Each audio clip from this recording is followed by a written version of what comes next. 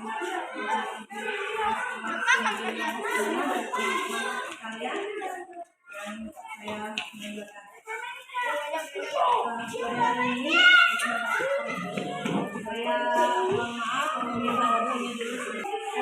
adalah salah satu tugas saya di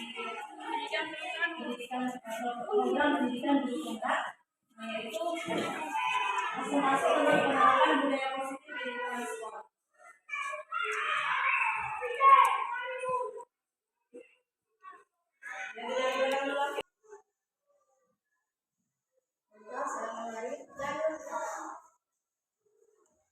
Budaya positif di lingkungan sekolah.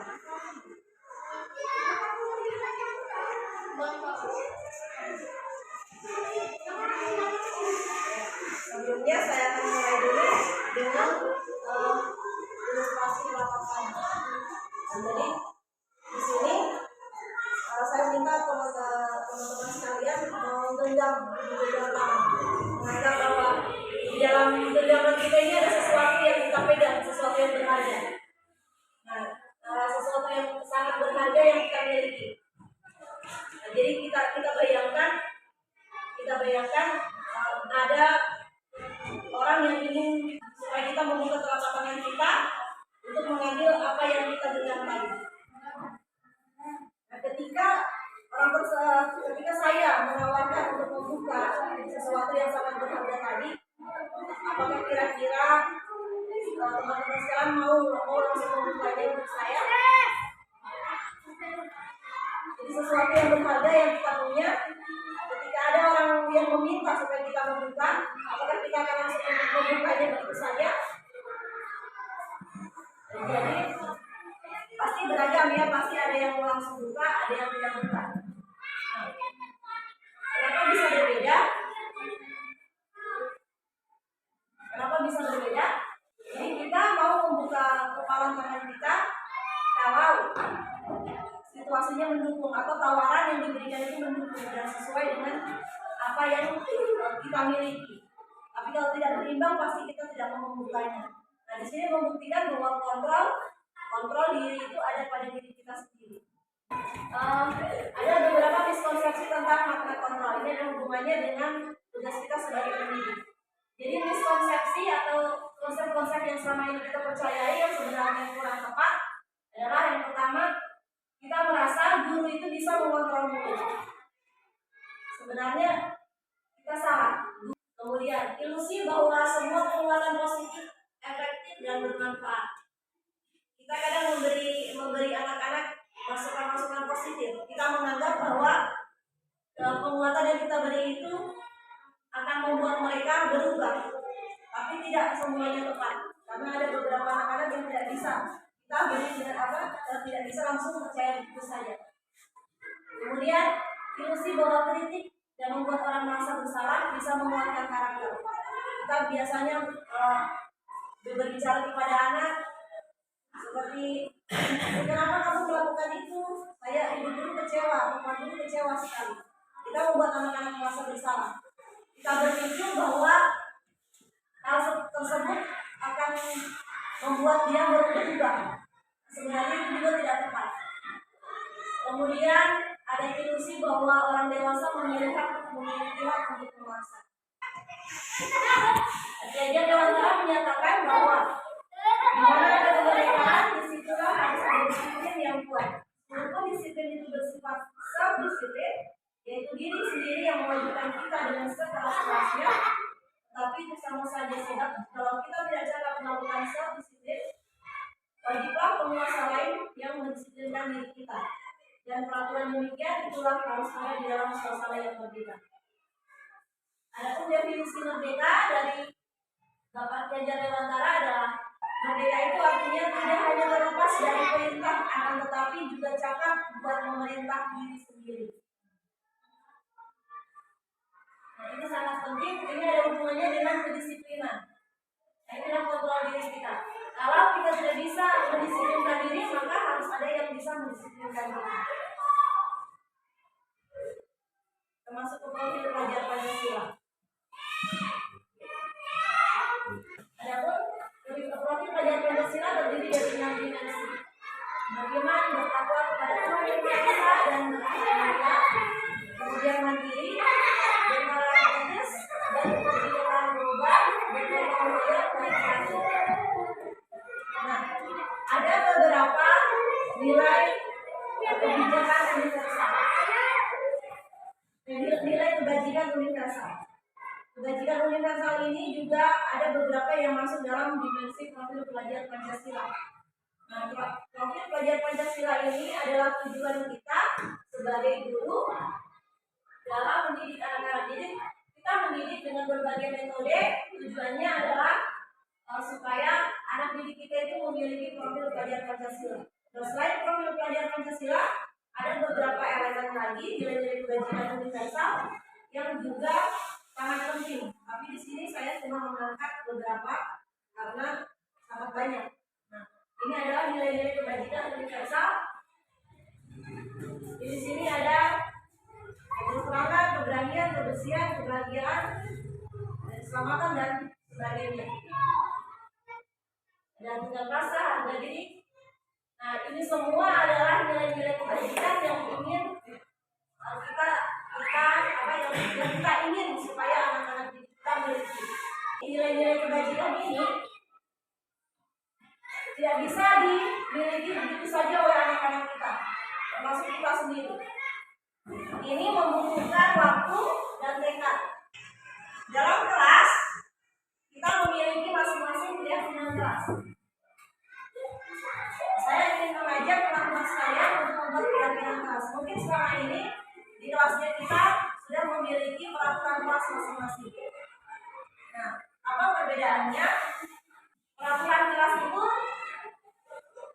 adalah peraturan yang kita buat kepada anak-anak untuk membatasi kebiasaan mereka. Nah, bedanya dengan keyakinan kelas ini tidak menyebutkan larangan, berbeda dengan peraturan. Kalau peraturan biasanya jangan ribut, jangan buang sampah sembarangan, atau tidak mengganggu teman. Nah, berbeda dengan keyakinan kelas ini dia sifatnya lebih abstrak dan pernyataannya lebih universal. Nah, pernyataannya itu ada di sini tadi. Nah, misalnya peraturan kelas yang melarang tidak membuang sampah sembarangan adalah positif. Jadi kata tidak itu adalah kalimat negatif. Nah, di sini kita akan ubah dia menjadi kalimat positif, seperti bertanggung jawab. Nah, bertanggung jawab itu ketika dia tidak membuang sampah pada tempatnya, maka dia bertanggung jawab. Peraturan tidak terlambat masuk kelas. Nah, kita ubah menjadi kalimat positif, yaitu disiplin waktu. Kemudian kalimatnya tidak terlalu banyak sehingga mudah diingat. Kemudian dapat diterapkan di lingkungan tersebut. Dan semua warga kelas hendaknya berkontribusi dalam pembuatan keyakinan kelas. Kemudian secara berkala kita sebagai guru juga meninjau kembali keyakinan kelas dari waktu ke waktu.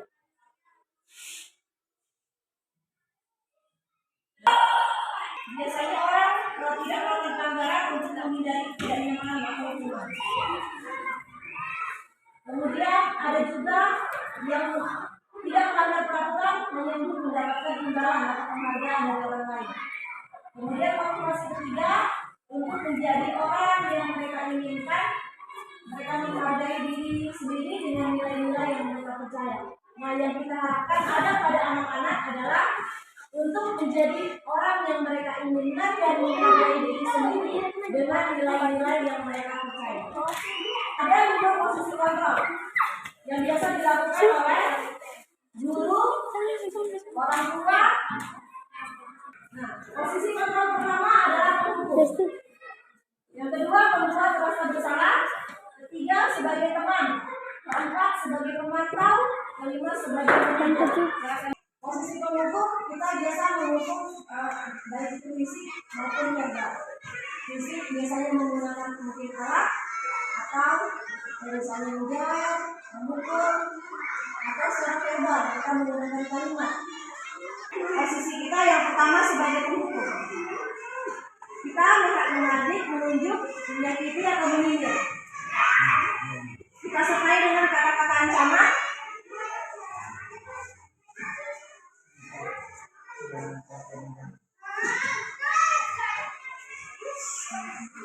Kita sertai dengan kata-kata ancaman. Kalau kamu tidak melakukannya, ibu guru cubit kamu. Atau kalau kamu tidak mau diam, saya pukul kamu. Kemudian hasilnya anak-anak akan memberontak atau menjadi pendendam dan menyalahkan orang lain. Anak-anak akan merasa tidak peduli. Jadi semakin kita hukum, kadang anak-anak bukan menjelang, malah justru semakin sering melakukannya. Kemudian posisi kita sebagai pembuat rasa bersalah. Kita berceramah menunjukkan kekecewaan. Kita menunjukkan bahwa ibu guru kecewa sama kamu. Nah, ini akan membuat anak-anak menyangkal atau berbohong karena dia takut mengecewakan. Terkadang juga anak-anak akan merasa lebih rendah diri, dia merasa gagal. Kemudian posisi kontrol yang ketiga sebagai teman. Ketika sebagai teman, kita memperlakukan mereka sebagai teman, kita akan mudah mentoleransi kesalahan yang mereka lakukan. Nah, ini akan membuat anak-anak juga ketergantungan sama kita. Ibu guru udah kejam gitu. Jadi di sini dia akan menjadi tidak mandiri. Kemudian posisi kontrol yang keempat sebagai pemantau. Sebagai pemantau ini biasanya kita mengingatkan kepada anak-anak. Kamu tahu tak peraturan sekolahnya kita? Kamu tahu tak tata tertibnya kita? Nah, jadi ini akan membuat anak-anak akan menyesuaikan diri kalau diawasi saja. Jadi dia hanya ingin dibilang istilahnya. Kemudian posisi kontrol yang kelima sebagai manajer. Di sini guru tidak menyalahkan, juga tidak membenarkan, tetapi guru mengajukan pertanyaan-pertanyaan. Di sini guru akan menawarkan kepada siswa agar siswa bisa mencari solusi sendiri atas kesalahan yang sudah mereka buat. Tujuannya untuk menguatkan karakter siswa. Kira-kira apa yang bisa kalian lakukan untuk memperbaiki ini? Jadi anak-anak bisa berpikir untuk memperbaiki kesalahannya. Murid bisa mengevaluasi diri, bagaimana cara menjadi diri yang lebih baik. Kemudian murid juga meletakkan dirinya sebagai individu positif dalam dunia yang berkualitas. Jika anak-anak membuat kesalahan,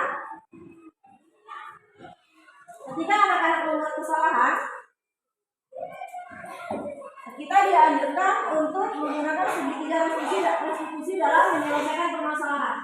Kita bukan sebagai penghukum, bukan memberi mereka hukuman ataupun konsekuensi, tetapi meminta mereka atau mengarahkan mereka untuk mencari penyelesaian sendiri. Nah, ada 3 langkah dalam segitiga restitusi.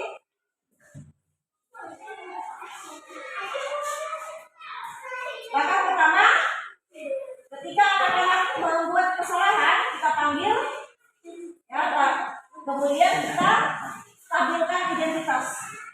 Ketika anak-anak berbuat kesalahan, mereka ketika ketahuan mereka akan takut.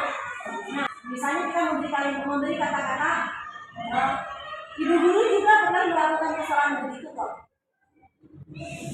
Kamu bukan satu-satunya yang pernah melakukan itu. Kemudian setelah dia merasa dirinya stabil, kemudian kita memvalidasi tindakannya, kesalahannya. Kita tanya, kamu pasti punya alasan melakukan hal tersebut. Nah, apakah tidak ada cara yang lebih baik selain kamu memukul temanmu? Setelah memvalidasi tindakan yang salah, kita menanyakan keyakinan. Bukankah kita sudah punya keyakinan keras? Keyakinan keras mana yang sudah kamu langgar atau sudah kamu lakukan? Lalu kemudian kita mengambil posisi kita sebagai manajer. Kira-kira apa yang bisa kita lakukan untuk memperbaiki kesalahan yang sudah kami buat.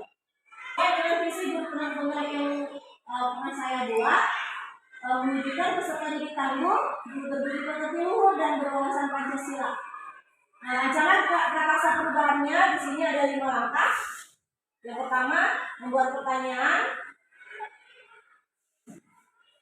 Apa yang dapat dilakukan untuk mewujudkan murid yang mandiri dan komitmen? Kemudian bagaimana mewujudkan murid yang mandiri serta komitmen? Pembiasaan apa saja yang dapat dilakukan? Kemudian hal apa saja yang mendukung untuk terwujudnya murid yang mandiri dan komitmen? Siapa saja yang terlibat? Situasi bagaimana yang dapat dikatakan murid mandiri serta komitmen? Kemudian apa saja kebiasaan baru yang akan muncul saat murid dapat melakukan pembiasaan positif sebagai bentuk mandiri serta komitmen? Bagaimana kondisi sekolah ketika melakukan kebiasaan positif yang mencerminkan sikap mandiri dan komitmen tersebut? Dan hal apa saja yang dapat dilakukan untuk mempertahankan kebiasaan tersebut? Nah, di sini ada rencananya.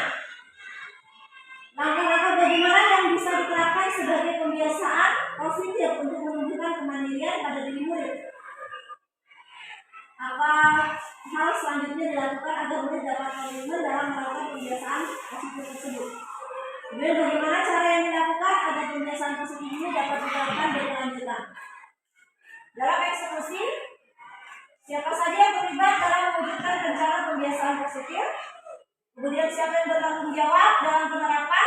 Kemudian siapa yang mengawasi serta mengevaluasi pelaksanaannya? Kemudian kapan pelaksanaan penerapan pembiasaan ini dilakukan? Nah, siapa tahu ada pertanyaan dari teman-teman?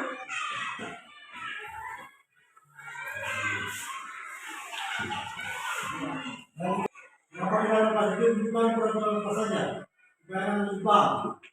Selama ini saya tidak dapat lupa peraturan 16 keyakinan. Saya tanyakan kenapa diubah keyakinan, lalu bukan peraturan. Gitu. Terima kasih. Terima kasih atas pertanyaannya. Jadi kenapa dia menjadi keyakinan bukan peraturan? Seperti sudah dijelaskan tadi. Kalau peraturan kebanyakan kita menggunakan kalimat negatif, seperti tidak boleh begini, tidak boleh begitu. Nah, kalau keyakinan adalah sesuatu yang akan mereka yakini, yang menjadi dasar apa yang perbuatan mereka. Misalnya, saya melakukan ini karena saya memang ingin menerapkan disiplin pada diri saya. Jadi itu menjadi keyakinan yang mereka pegang. Kalau peraturan, mereka hanya melakukan sebatas aturan dan mereka melakukannya ketika dilihat saja. Ketika tidak diawasi, mereka tidak akan melakukannya lagi. Mungkin itu saja, mungkin itu yang jawaban saya. Jika ada bisa menambahkan.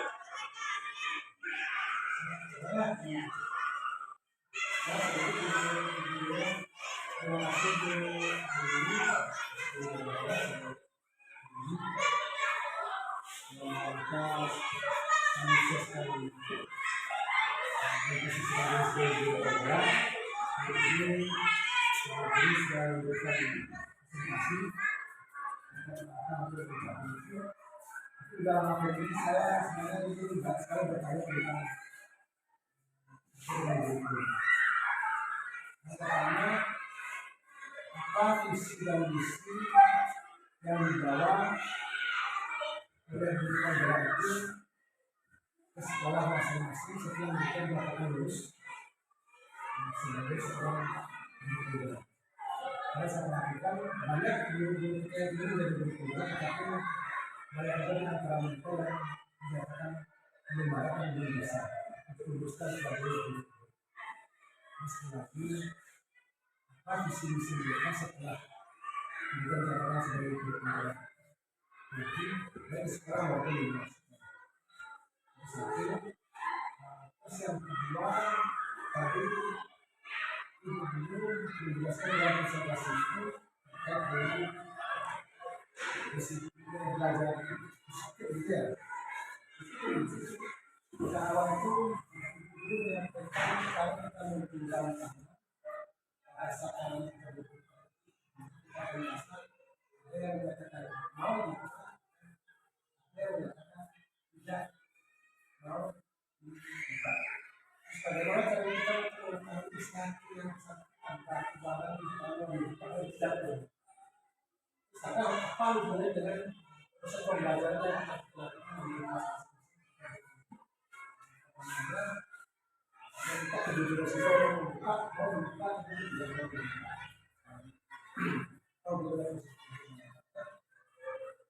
kemudian ketiga, itu sampai ada 5 porsi kontrol. Salah satunya kontrol yang saya simak nanti, kita memberikan beberapa peringatan kepada siswa perluan secara besar. Maka terjadi jika mereka mau selesai kita melakukan gerakan fisik seperti menjewer telinga misalnya.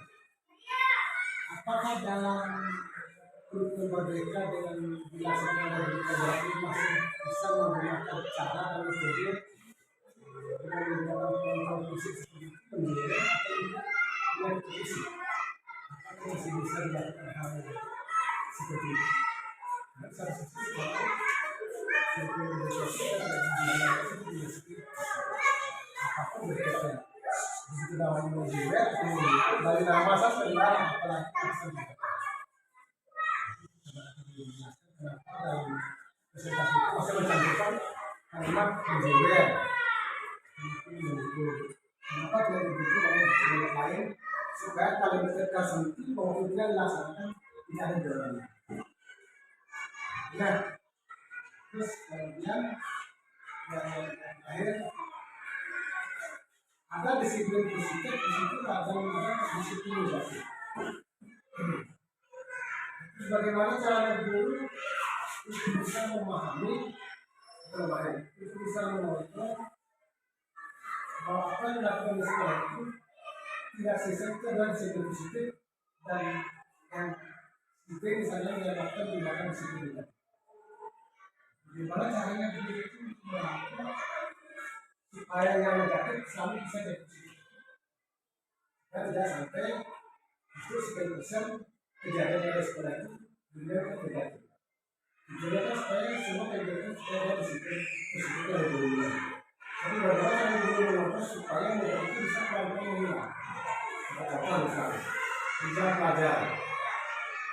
Anak-anak kita tidak mau benci dengan Pak Bu keluar izin.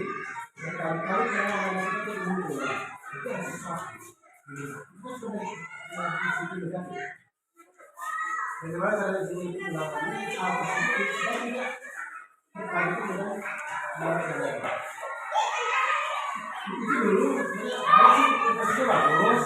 Itu mungkin tapi kalau selesai melakukan itu presentasi supaya bisa dipaksa dulunya, kemudian bisa hitam-hitam yang jelas, jadi gampang disimak. Kalau kemudian jadi banyak, tapi bisa disimak. Kalau ibu guru pada saat itu presentasi, baik di sekolah sini maupun di tempat lain misalnya, posisi anak itu jalan begitu, dan saya heran. Dan sambil membaca terus, di audionya yang itu diperhatikan. Jadi pesannya jangan memotong, berhati-hati. Itu tadi ada saya bisa melihat seperti itu. Materi di kelas ini dasar-dasarnya adalah mana lagi. Supaya profesor bilang sudah sekali pembelajaran sudah terjadi lagi. Kita akan melakukan presentasi kita, kita merasa kembali dengan mereka. Kalau begitu kan walaupun orang akan begitu.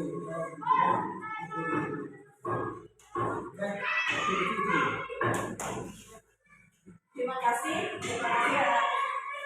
Saya akan menanggapi. Terima kasih atas masukan dari Bapak Khalil tentang menjalani program presentasi yang setelah saya akui karena posisinya memang tulisannya kecil, jadi untuk yang jaga jauh mungkin kurang jelas. Menjadi pertimbangan selanjutnya. Kemudian terkait dengan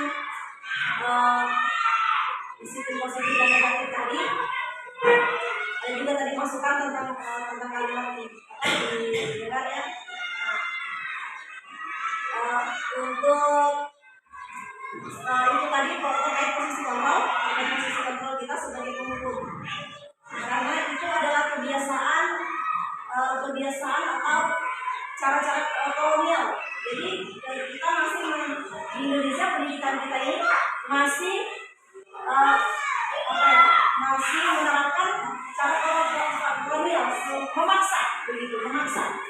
Nah, posisi kontrol tersebut yang dimaksud tadi seperti memberi fisik, nah itu adalah cara-cara kolonial yang harus kita hapuskan.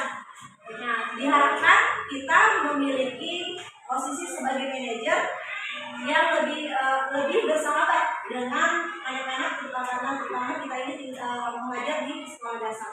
Nah, adapun tadi masukan tentang penggunaan kalimat negatif seperti yang tadi itu juga masukan untuk saya ke depannya. Nah, kemudian tadi tentang bagaimana disiplin tadi itu yang tentang anak-anak, bagaimana kita bisa memastikan bahwa anak-anak itu bisa melakukan disiplin positif. Nah, itu tidak bisa satu kali. Itu memang tidak bisa satu kali diterapkan. Itu membutuhkan waktu dan tekad. Karena kita sebagai guru juga terkadang cepat jenuh ketika anak-anak kita sudah menggunakan cara begini. Kok anak tidak mau? Karena kita tidak sabar. Nah, di sini memang kita diminta untuk bisa konsisten melakukannya.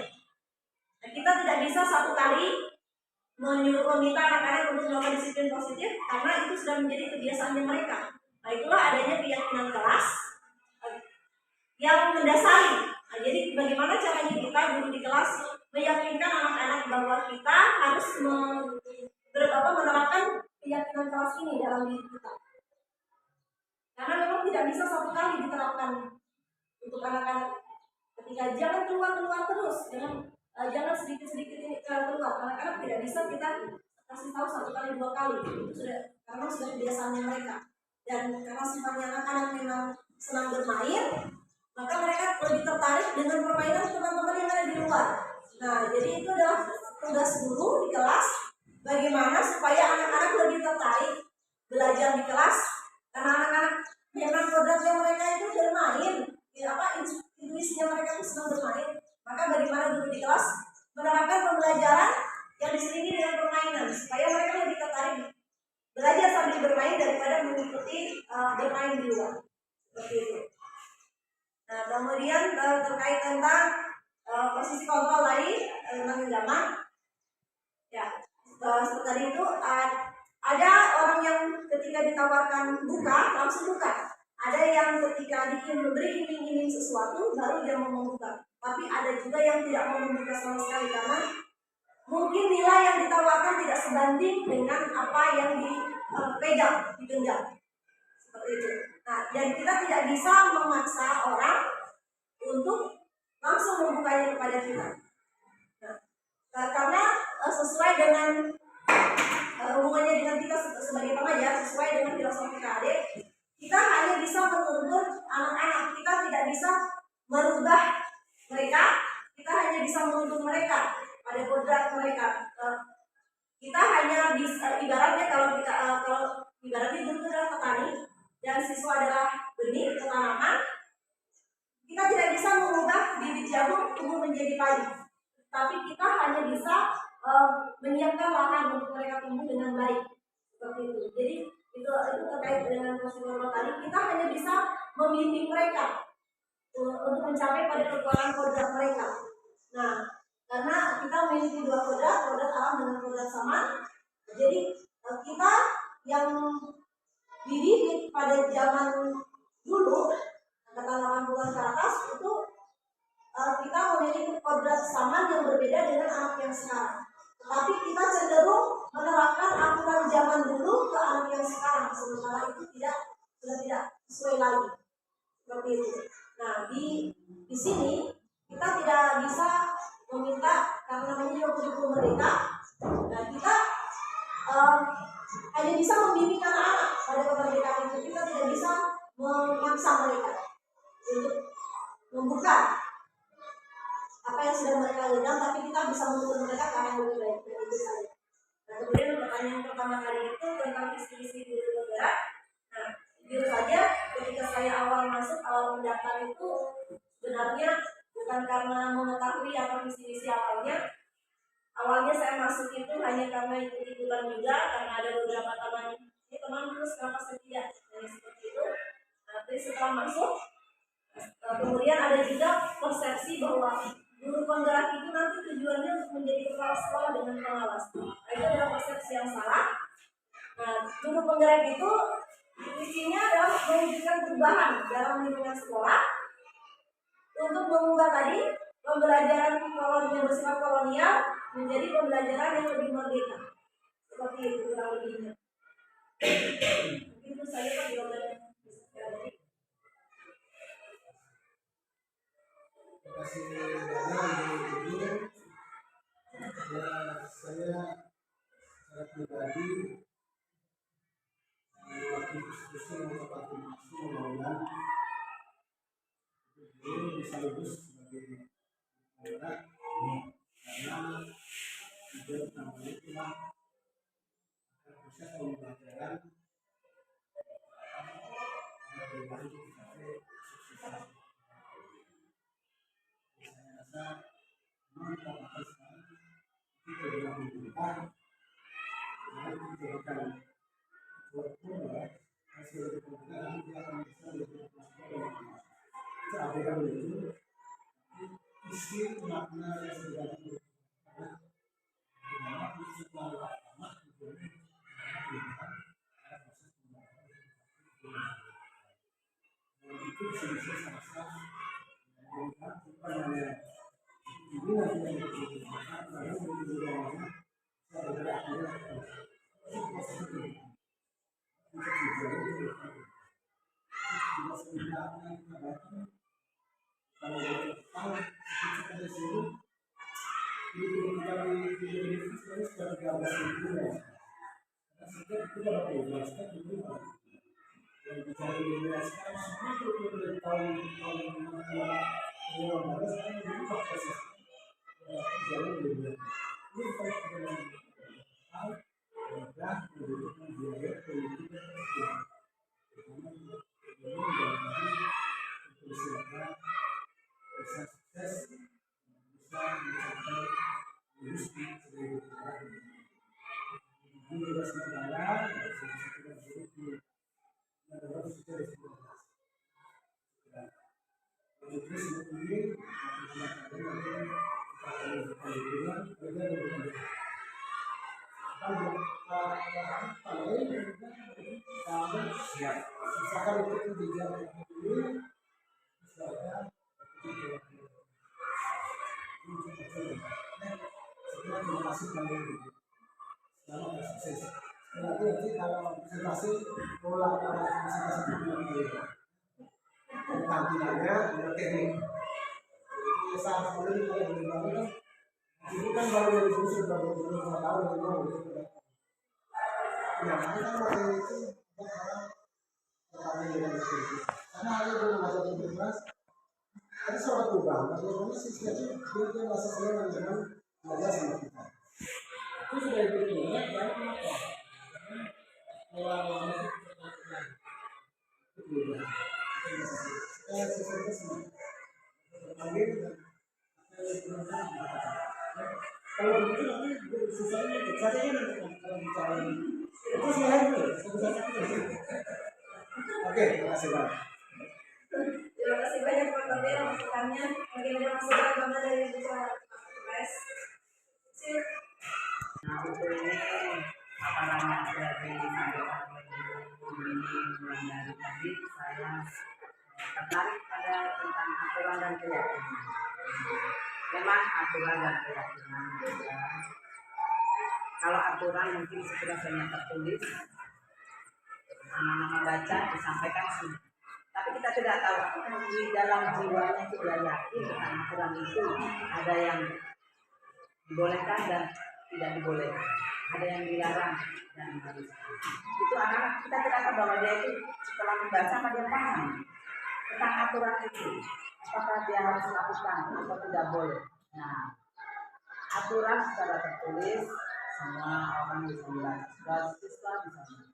Tapi keyakinan siswa ini yang harus diperhatikan, memang harus diterapkan.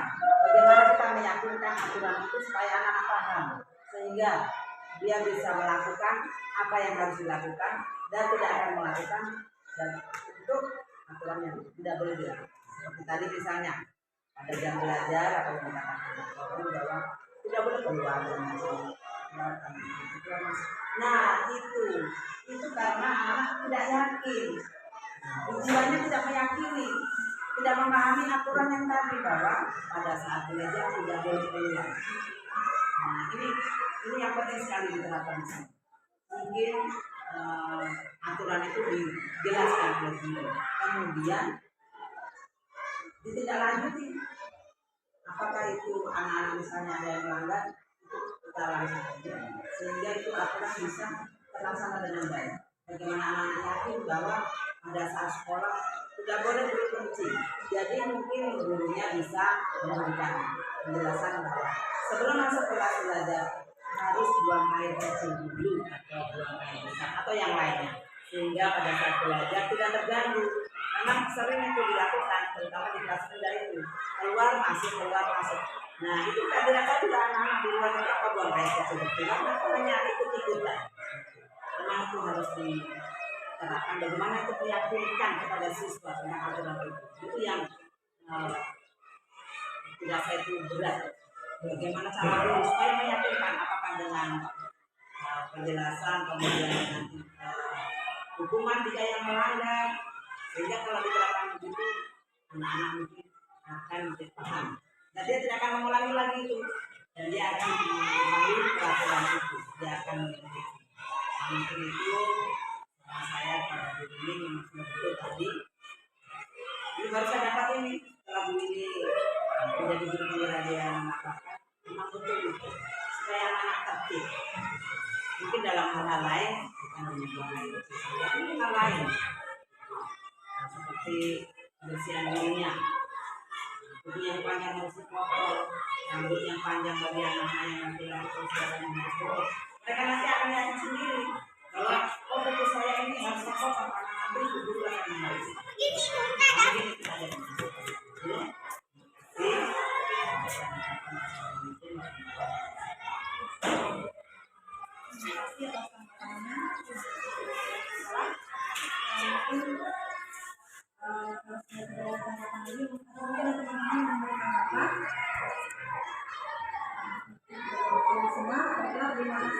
Kalau begitu, kegiatan hari ini saya akhiri. Saya ucapkan terima kasih banyak kepada teman-teman semua, Bapak Maria, PDKS, bisa hadir di sini. Terima kasih juga sarannya, masukannya. Mudah-mudahan saya nanti bisa yang lebih baik lagi. Begitu juga dengan teman-teman, saya harapkan walaupun mungkin secara informal bisa memberi masukan kepada saya yang sedang memulai. Semoga saya akhiri yang cepat. Assalamualaikum warahmatullahi wabarakatuh.